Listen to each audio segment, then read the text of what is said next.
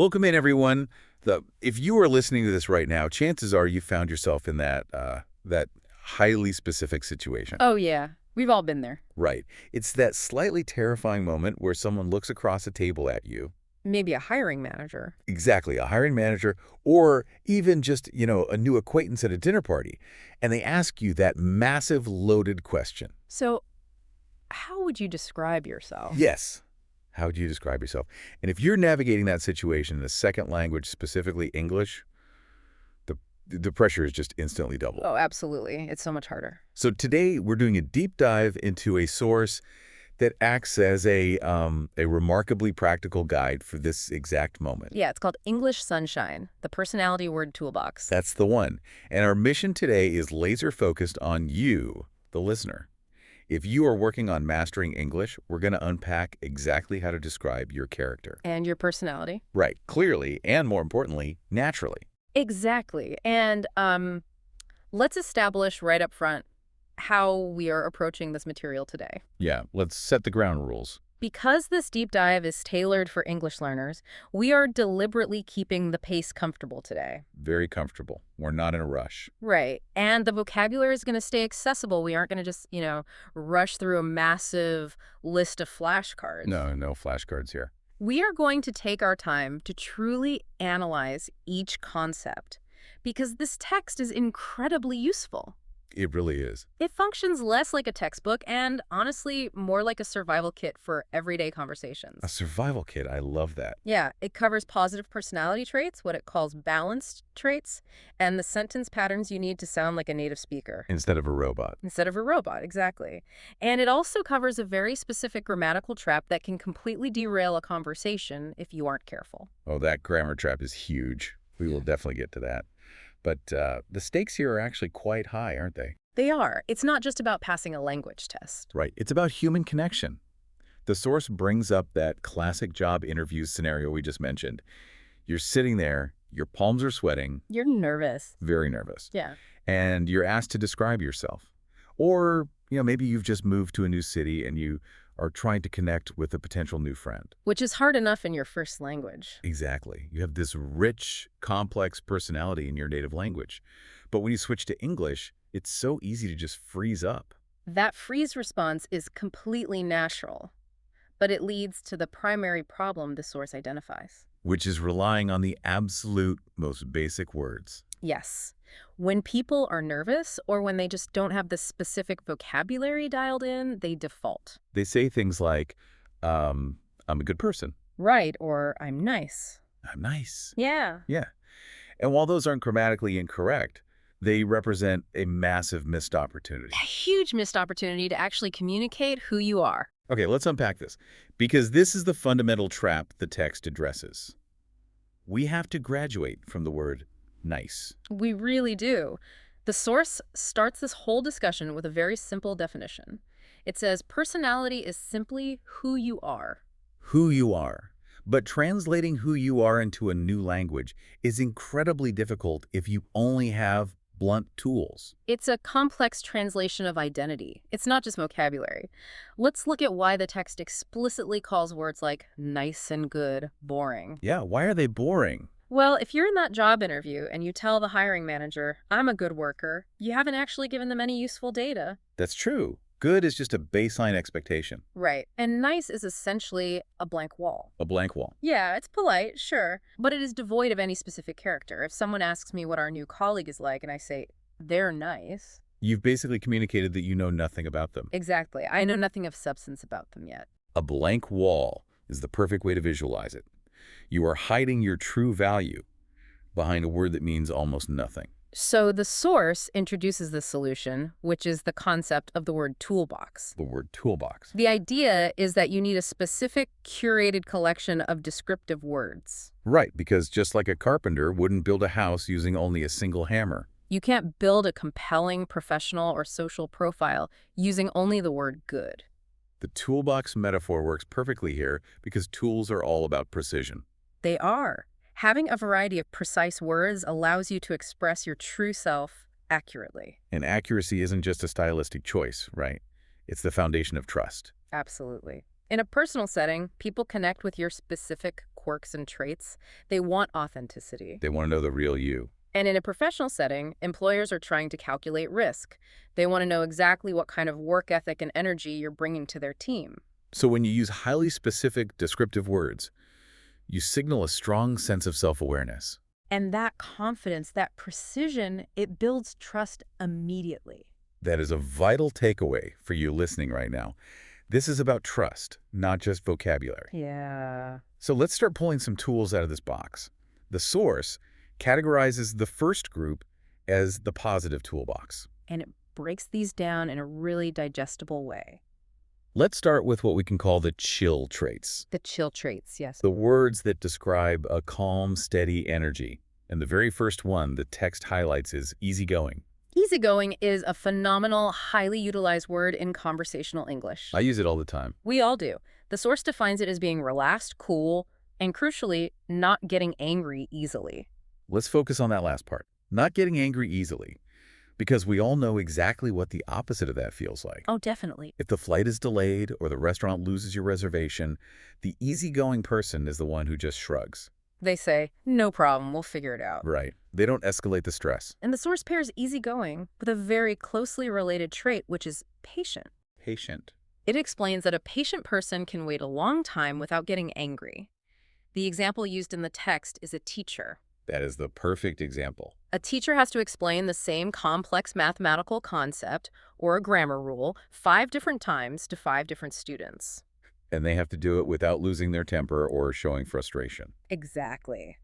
What's fascinating here is the social signaling that's happening when you use these words. Tell me more about that. Social signaling. Yeah, if you tell an interviewer or a new friend that you are easygoing and patient, you're not just describing your mood for the day. You're actively signaling your capacity for emotional control. Precisely. You are communicating emotional intelligence.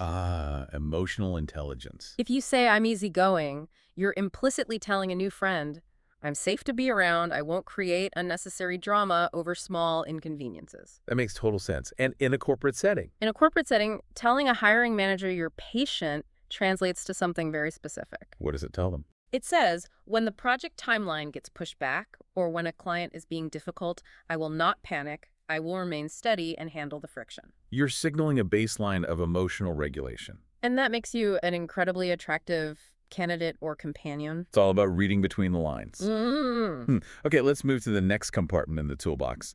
We've got the chill traits. Now let's look at the professional traits. These are the heavy hitters. You definitely want these ready for a job interview.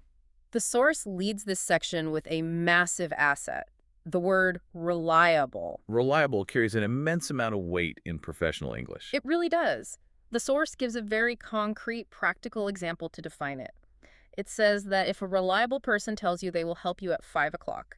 They actually show up at exactly 5 o'clock. They do. They are dependable. Let's really think about that 5 o'clock example. Yeah. Because it sounds so basic. It does sound basic. You say a time, you appear at that time. But in the modern workplace, a person whose words match their actions with 100% accuracy is sometimes incredibly rare. It's very rare. If an employer hears a candidate say, I am a reliable team member, and they have the track record to back it up, the interviewer's anxiety drops significantly. It drops because reliability is the bedrock of organizational function. A manager spends a lot of their day just worrying if tasks will actually get done. Right, and a reliable employee removes that worry completely. The source then pairs reliable with 2 other highly potent words, hardworking and ambitious. Yes. Let's look at hardworking first. The text defines it with the example of someone who works 10 hours a day and always finishes their tasks to completion. That's the grind. That's putting your head down and doing the actual labor. And then they introduce ambitious. Ambitious, I like that word. The text defines it as having big goals for your life. So it's not just about the work in front of you today. It's about where you're trying to go tomorrow. Exactly. If we synthesize these 3 specific words, reliable, hardworking, and ambitious, we can see the source essentially handing the listener a fully formed professional profile. A highly compelling profile. Think about how these interlock. Reliable tells the employer that you manage your commitments and respect other people's time. And hardworking tells them you can manage the daily volume of effort required. And ambitious tells them you have the internal, long-term drive to grow and eventually lead. When you stack those three together, you paint a three-dimensional picture of a top-tier colleague. It completely obliterates the blank wall of saying, I'm a good worker. It's a massive upgrade. It completely shifts how you are perceived. Yes. Let's keep moving through the positive toolbox. We've got chill, we've got professional. Now, the source introduces what I'd consider the dynamic traits. Dynamic traits. These are the words that add color and vibrancy to your character. The first one is creative. Creative is an interesting word because, as the text points out, it's often narrowly associated with the arts. Right, like painting or drawing. The source acknowledges this. It gives examples like playing the guitar, or having a deep love for art and music, or physically making new things. But crucially, it expands the definition. It expands it to include a much more universal application, which is solving problems in new ways. Yes, solving problems in new ways. That broadening of the definition is so important. It means you don't have to be a painter to claim the word creative. You can be a creative financial analyst who finds a new way to streamline a spreadsheet. Exactly. Or a creative logistics manager who figures out a faster shipping route. It simply means your brain doesn't always take the default path. It indicates cognitive flexibility.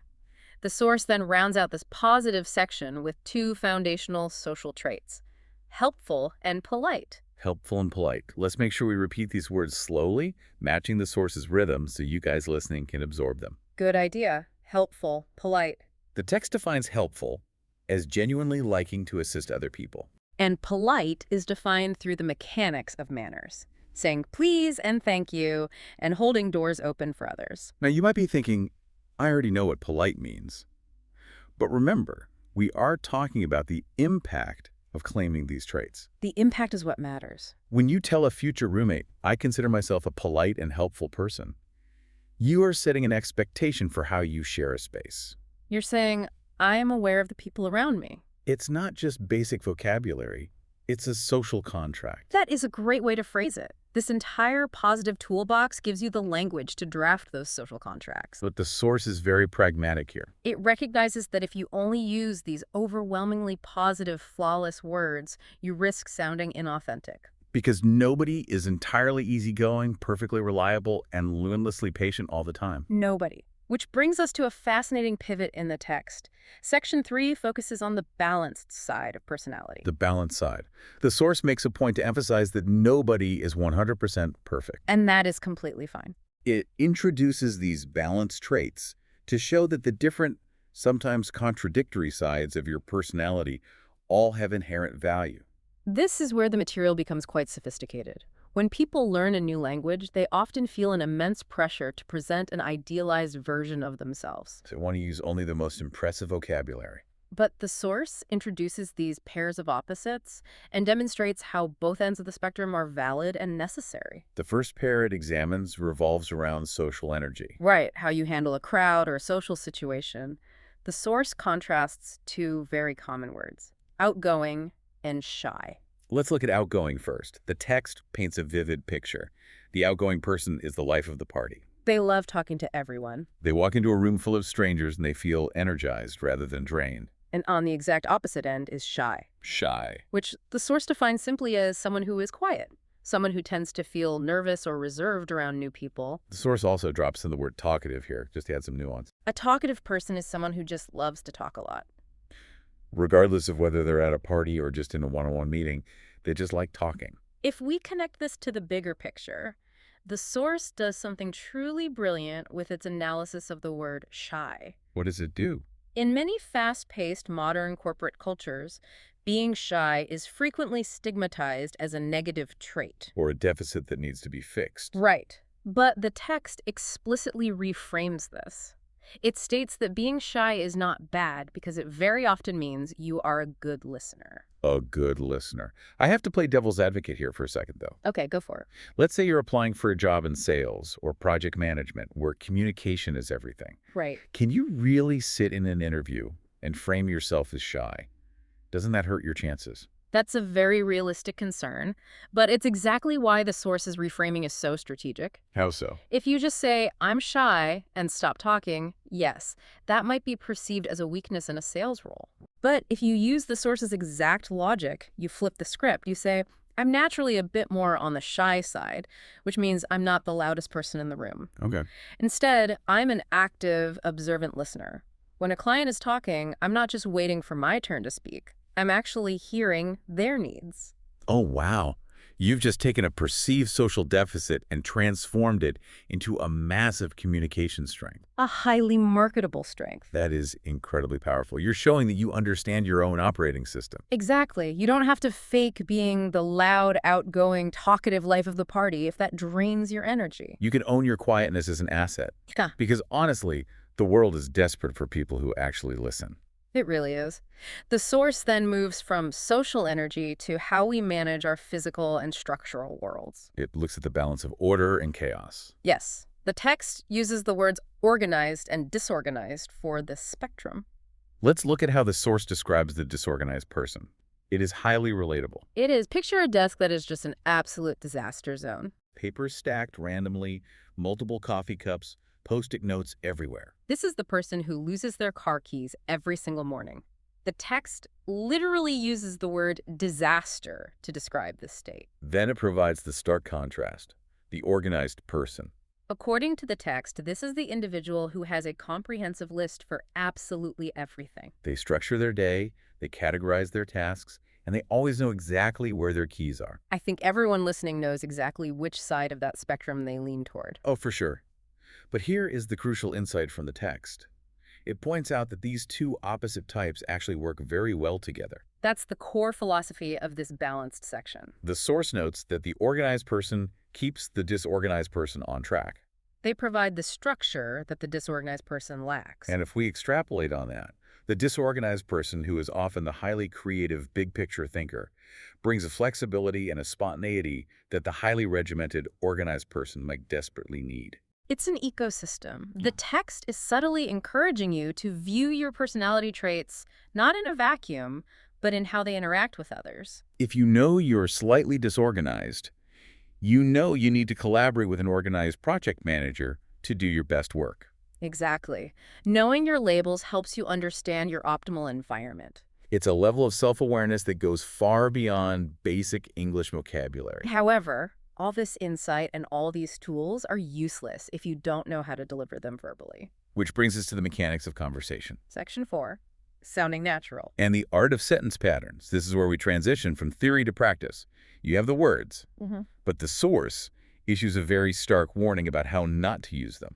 It warns against the robot voice. The robot voice. The robot voice is what happens when a language learner relies purely on simple staccato declarations. I am friendly, I am smart, I am organized. While grammatically correct, native speakers almost never speak this way when discussing something as nuanced as their own identity. It lacks rhythm, it lacks flow, and it lacks humility. To solve this, the source provides 3 distinct sentence patterns designed to instantly elevate the natural cadence of your English. Let's dig into pattern 1. I look at this as the professional approach. The phrase the text introduces is, I would describe myself as. I would describe myself as. So instead of saying, I am hardworking and creative, You say, I would describe myself as hardworking and creative. let's analyze the linguistic mechanics of why that phrase is vastly superior to I am. When you say, I would describe myself as, you are utilizing a conditional structure. Right. This inherently softens the statement, making it sound more thoughtful and less aggressive than a direct I am declaration. It demonstrates introspection. Exactly.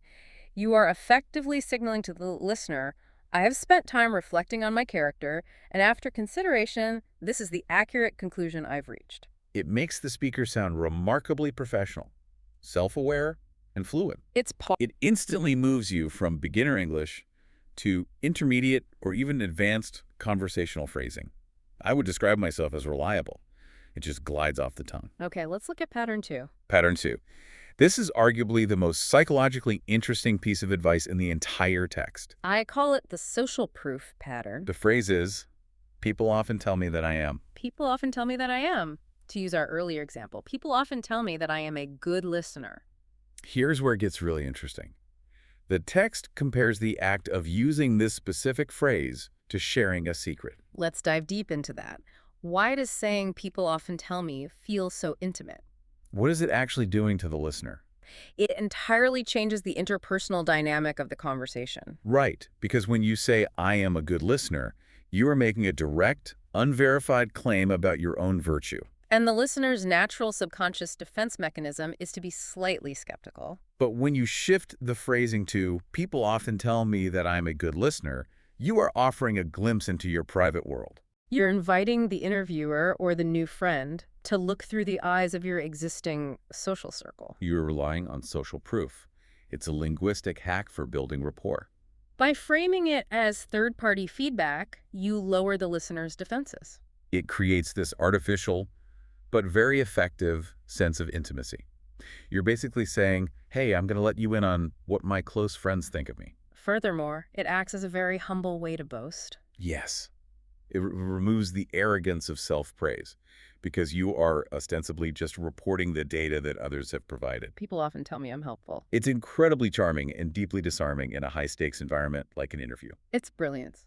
All right, pattern 3. This one is vital for handling the balance traits we talked about earlier. Particularly the ones that lean toward being flaws. Yes, this pattern is designed to help you discuss your weaknesses without sounding entirely negative or unhireable. The pattern is, I can be a bit trait sometimes. I can be a bit trait sometimes. The source provides a highly relatable example to demonstrate this. It says, I can be a bit impatient sometimes, especially when I'm hungry. We can all relate to the phenomenon of being hangry. Definitely. But let's dissect why this sentence structure works so effectively to protect your reputation. It relies entirely on the buffer words. A bit and sometimes. If you sit in an interview and declare, I am impatient, you have just painted a massive red flag on your application. It sounds like a permanent fixed state of being. It implies you are fundamentally difficult to work with. Right. I am impatient. Sounds like a warning label. It's rigid. Exactly. But by wrapping the negative trait in those buffers, I can be a bit, and sometimes, you are structurally communicating that this flaw is not your permanent state. It's a temporary feeling or reaction triggered by specific circumstances. It shows the listener that you possess high self-awareness regarding your flaws, but you aren't crippled by them. You are actively humanizing your weakness. Think about the difference. I am disorganized versus I can be a bit disorganized sometimes. The second one sounds so much more forgiving. It sounds like a manageable quirk rather than a fatal flaw. If you take absolutely nothing else from this deep dive, take these 3 patterns. I would describe myself as, People often tell me that I am. and I can be a bit sometimes. Embedding these into your conversational English will cause your fluency to skyrocket. They absolutely will transform how natural you sound. However, Before our listeners rush out to test their new vocabulary and sentence structures, we have to navigate a very dangerous linguistic minefield. this brings us to the final major concept from the source. Dealing with a critical grammatical trap. Yes. If you are multitasking right now, come back to me. Listen closely. Because this is without a doubt the most critical part of our entire discussion. This is the mistake that can completely invert your meaning and change how people view your entire personality. We are talking about the boring mistake. The mix-up between adjectives ending in ed and adjectives ending in ing. This raises an important question. What are the actual consequences when a learner uses the wrong ending? The source illustrates this high-stakes scenario using the word boring versus bored. Let's set the scene. Let's say it's a rainy Sunday. You're sitting at home. You've read all your books. You've watched all your favorite shows. You've cleaned the apartment. And now you have absolutely nothing to do. You're feeling that dullness. So you text a new English-speaking friend to tell them about this feeling. The source warns us with absolute clarity. If you accidentally type or say, I am boring, you have just made a catastrophic error. A truly unfortunate error because, as the source explains, if you say, I am boring, you are not describing your current lack of activities. You are making a fundamental declaration about your permanent character. You are telling people that you are an uninteresting human being. You are stating that you lack good ideas, you have no entertaining stories, and essentially that other people should not waste their time talking to you. Because you radiate dullness. Imagine accidentally dropping that line on a first date. Oh, no. You sit down, get your coffee, look at the person, say, hi, nice to meet you, I am boring. the date is over before it begins. You've just actively marketed yourself as a terrible conversationalist. But the tragedy is that's not what you meant to say at all. You just meant you had nothing to do. This is why we need the golden rule. We have to clear this up permanently. Let's look at the rule exactly as the text lays it out. The rule is based on a strict grammatical division between your personality and your feelings. Right. Personality is how you affect others. Feelings are what you are experiencing internally. Here's the breakdown. Words ending in ing are for your personality. They describe who you are or what kind of energy you project outward into the world. The source gives the perfect example. I am an interesting person. The word interesting ends with ing. It describes your character, means you generate interest. Conversely, words ending in ed are for your feelings. They describe a temporary emotional state that you are experiencing internally. Usually caused by something outside of yourself. The source provides two excellent examples to clarify this. I am interested in English. You feel the interest. It's an internal state. Or, going back to our highly dangerous word, I am bored. You feel the sensation of having nothing to do. I want to make sure this is crystal clear because it is so foundational. ing is for your personality, your character, what you project. I am interesting. And ed is for your temporary internal feeling. I am bored. The source refers to this distinction as a $1 million tip. And I honestly don't think they're exaggerating the value of that advice. It's not an exaggeration in the slightest. Internalizing and mastering this one simple rule prevents massive, embarrassing social misunderstandings. It ensures that when you're simply trying to express a temporary, fleeting feeling of having nothing to do, you don't accidentally assassinate your own character. It acts as a protective shield for the confident, nuanced personality profile you've worked so hard to build today. Using all the other tools we've discussed. It's the lock on the toolbox. It keeps everything safe. So what does this all mean for you, the listener, as you move forward? We've covered an immense amount of ground today, analyzing the deep strategy behind conversational English. Let's do a quick recap of the journey we've taken through this source material. We started by confronting the reality that default words like nice and good are just too passive, too boring. They are blank walls that hide your true value. We then systematically built a new vocabulary toolbox. We explored chill traits like easygoing and patient. Recognizing them as powerful signals of emotional control. We unpacked heavy-hitting professional traits like reliable, hardworking, and ambitious. Noting how they combine to create an undeniable profile of a top-tier colleague. We also added dynamic traits like creative, helpful, and polite to round out the positive spectrum. From there, we embraced the reality of balanced traits. Letting go of the pressure to be perfect. We saw how being outgoing or talkative is fantastic, but that being shy is equally valuable when reframed as being a highly observant, good listener. We analyzed the ecosystem of organized and disorganized people and how opposing traits actually rely on each other in the real world. We then shifted to the mechanics of delivery. Learning how to sound natural rather than robotic. We analyzed the psychological advantages of sentence patterns like I would describe myself as for professional distance. People often tell me that I am, for leveraging social proof. And I can be a bit sometimes for safely humanizing our flaws. Finally, we protected all of this with the $1 million grammar rule. ing is for your personality, while ed is for your temporary feelings. Which means you are never a boring person.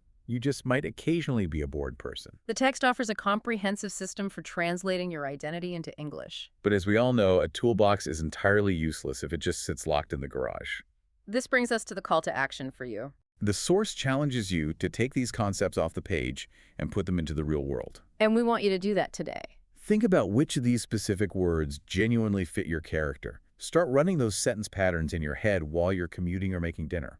And as you begin to practice and integrate these tools, I want to leave you with a final provocative thought to mull over. Something that takes today's lesson a step further. We spent significant time discussing the power of reframing traits. I want you to think about the one personality trait you usually consider your absolute biggest weakness. The thing you actively try to hide in a job interview or on a first date. Perhaps you are deeply disorganized or fiercely stubborn or painfully shy. How can you take that specific perceived flaw, combine it with a softening pattern, I can be a bit sometimes, and utilize the positive reframing techniques we analyzed today to turn that weakness into your most compelling, humanizing, and memorable story for your very next conversation. That is the ultimate test of fluency, turning your perceived weakness into your most relatable strategic asset. It really is. Thank you so much to everyone listening for joining us on this deep dive. Navigating a second language is an incredibly vulnerable and demanding process. And by focusing on the nuances of how you communicate your true self, you are doing the real work. Keep practicing, own your unique personality, put your new word toolbox to use, and we will catch you on the next deep dive. Take care.